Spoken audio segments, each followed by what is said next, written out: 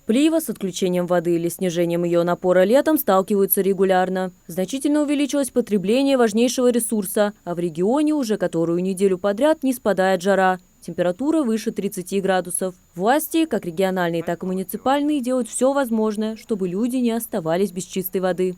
Каждому надо завести, выгрузить, потом поехать на Зрань, загрузиться, обратно приехать, выгрузить. Это же время идет. Я водителей прошу, чтобы они побыстрее все делали. Ну, это не зависит от водителей, потому что там тоже очереди бывает. Подвозить воду в Плиево начали еще с 1 июля. Жители оставляют заявку, а сельская администрация старается как можно быстрее обрабатывать все запросы. Уверяют, люди долго не ждут. Накануне поступило 26 заявок. Это 26 домов, куда необходимо подвезти по кубометру воды. Работают, как правило, 2 машины специального автотранспортного предприятия при правительстве Ингушетии. Этого мало. На подмогу приезжает еще одна.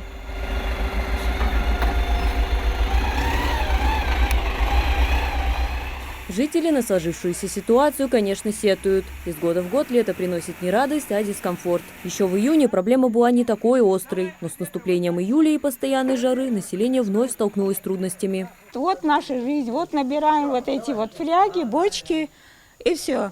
И каждое лето вот так, кто нам воду приносит, вот администрации, как-то они нас, можно сказать, в меру своих возможностей что-то делают. Им спасибо, хочу сказать, администрации. Вот принесли нам воду, залили, хоть как-то они что-то могут.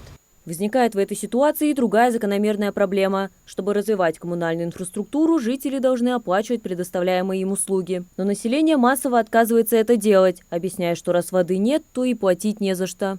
Собираемость Плиева с натяжкой это 10% от начисления.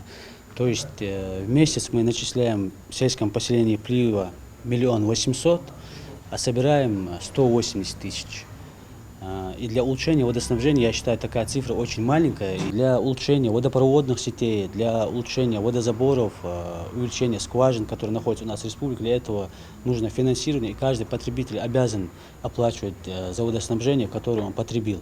Сегодня в Плиево на некоторых улицах воды практически нет. В некоторых домах она идет тонкой струйкой, давление низкое. Власти села продолжат обрабатывать заявки жителей, чтобы никто не остался в эту жару без чистой воды. Марьям Акиева, Сулейман Костоев, Магаз 24.